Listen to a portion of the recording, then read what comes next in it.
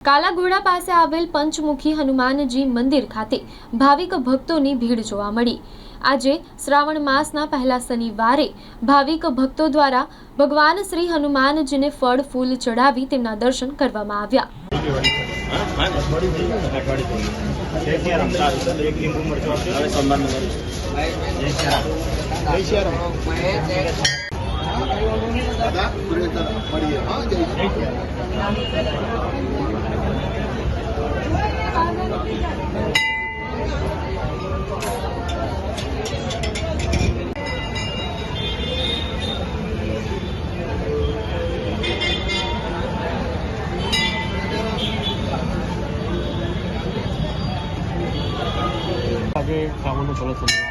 સૌથી પ્રથમ સર્વ ભાવિક ભક્તોને મારા તરફથી જય શ્રી રામ।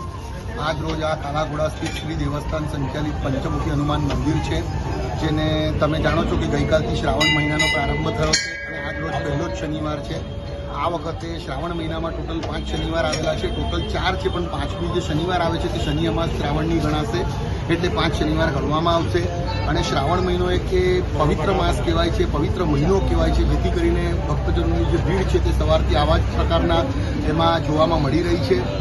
લોકો ઘણા જે છે તે આવીને તેલ છે, શ્રીફળ છે, પોતાની મનોકામના, પોતાનું સંકટ, પોતાના માટે કંઈક મનમાં જે દુઃખ હોય, એમને જે તકલીફો પડતી હોય એની માટે આવીને ભગવાન શ્રી હનુમાનજી મહારાજને પ્રાર્થના કરે છે કે બાબા આવી રીતની અમારી તકલીફ જે છે તે દૂર કરો।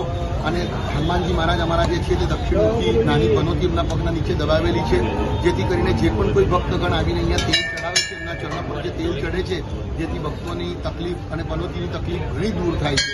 તો આવા પવિત્ર શ્રાવણ માસમાં હું સર્વ ભાવિક ભક્તજનોને એક વિનંતી કરીશ કે આવા પવિત્ર માસમાં બધાએ અચૂકથી દર્શનાર્થે આવું।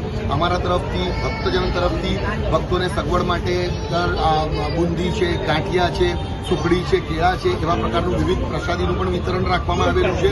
તો સર્વ ભાવિક ભક્તોએ અચૂકતાથી આવવું, હનુમાનજી મહારાજના દર્શન કરવા અને શ્રાવણના 5 શનિવાર સુંદરકાંડનું પણ સાંજે 8:30 વાગ્યાથી રાત્રે 11 વાગ્યા સુધીનું આયોજન છે, જે નિતેશ પટેલના સ્વરકંઠે ગાવામાં આવશે। તો તેનો પણ બધા ભાવિક ભક્તોએ અચૂકથી લાભ લેવો। જય શ્રી રામ, જય પંચમુખી હનુમાન દાદાજી, જય।